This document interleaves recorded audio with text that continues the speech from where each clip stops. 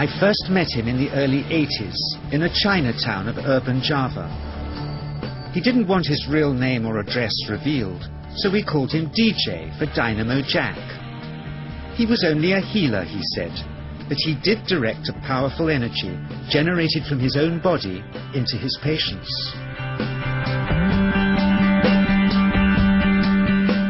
Sometimes he used the needles, sometimes just his hands. He called the energy Qi, and it was so strong that he usually needed a grounder to hold his patient's feet. For years we followed him around Java on his healing rounds, pleading to be allowed to film him, but he always refused, saying his powers resulted from a type of meditation with an ancient tradition of secrecy. It was only when my brother Lorne was suffering from a serious eye infection that he finally allowed us to film him in 1987. It was nothing like any acupuncture I'd ever had. I was getting really powerful electric shocks and couldn't control my movements at all. Yin yang, positive and negative, you know. And my positive from here and my negative from here. And we meet together, this can get like electricity. And is this because you're special? You have a special sort of it's meditation every day. It's meditation. Meditation every day. Like you can touch me, like this. It's nothing, okay? It's my burn. Just like this. For our sound recordist, it was also a shocker.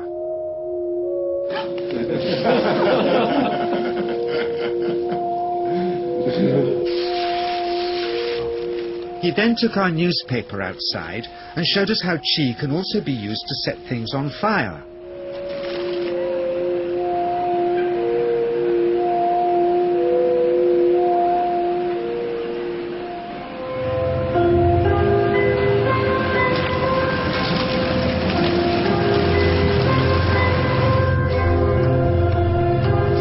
When he heard we'd shown this footage in public, he was very upset and refused all our future efforts to contact him again. As the years passed, we sadly resigned ourselves to never seeing him again. My brother Lorne never did, for by 1997 he was already dead, when I again found myself with DJ, now treating me for an eye problem. But it wasn't this that brought me back. He had tracked me down out of the blue and invited me to tell me a story. He had just returned from 2 years on a deep meditational journey, alone in the heart of Borneo. Amongst his revelations, he had seen, he said, how history was moving on into great change, and the old wisdom was vanishing. So he'd called me back to film just enough of him to remind us that we all have undreamed of powers sleeping within us, and that there's nothing special about him except for his training in waking them. Grounding this patient, my cameraman Joe is having to use all his weight to keep contact. But Qi is pushing him away. He seems able to control the amplitude of this Qi, like a dimmer switch, and it causes uncontrollable responses in the patients and their grounders. I can barely keep my hand on you.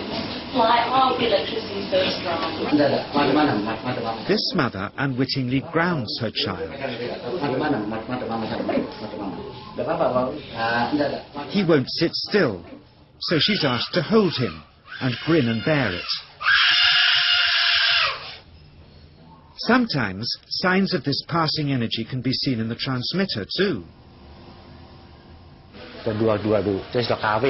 This Qi stuff is only the surface, he says, of the real adventure beneath, in the meditational technique.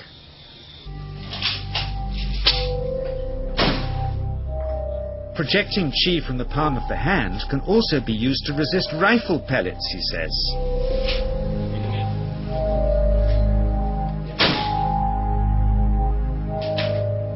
First, you learn to distinguish between yin and yang Qi in your body.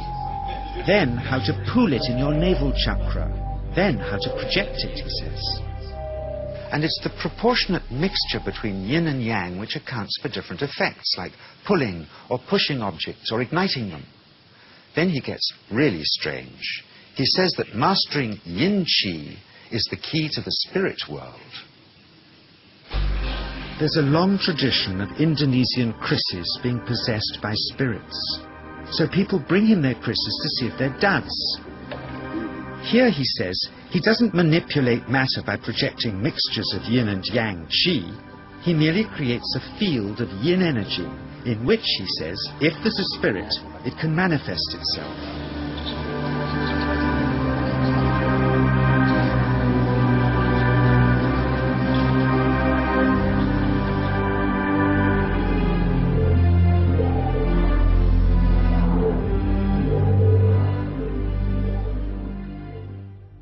So I invited a small group of scientists back from the United States with measuring equipment to test if DJ was for real.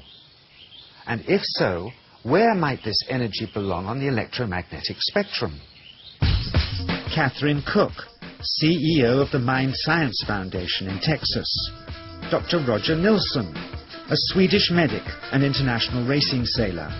Dr. Greg Simpson, a physicist from New York's Albert Einstein University, and Andreas Polak, one of DJ's Australian students. The visitors are confident they'll uncover him as a fraud in no time. Greg is the first guinea pig, and he's uncomfortable about showing that he can feel anything at all. Dr. Roger doesn't know what to expect.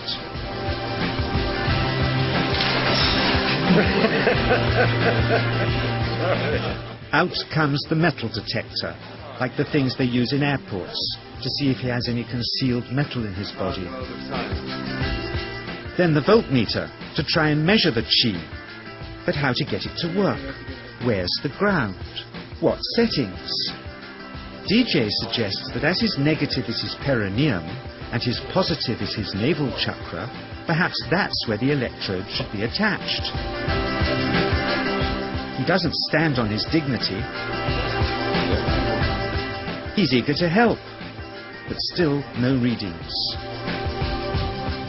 They're getting shocks off his arm, and now they're on the right settings, but the needle still isn't moving.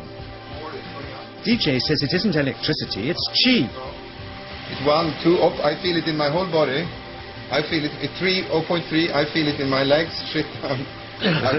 But suspecting there's some tricky setup on his premises they can't find, they insist we all go to a randomly chosen hotel room several miles away to see if he can light a light bulb with his fingers. It doesn't ground on the wall. So Greg holds and grounds one wire, while DJ pumps qi through the other. The bulbs are LEDs, light-emitting diodes, which ignite in different colors according to the intensity of current. Yes. On, off, on. Brilliant. Oh, you're blinking. Things were going well. DJ was enjoying it too, until he invited us all out to lunch at his local, where he tried to push a chopstick through the table. He couldn't get it through the formica surface, so he came up through an inch of wood from underneath.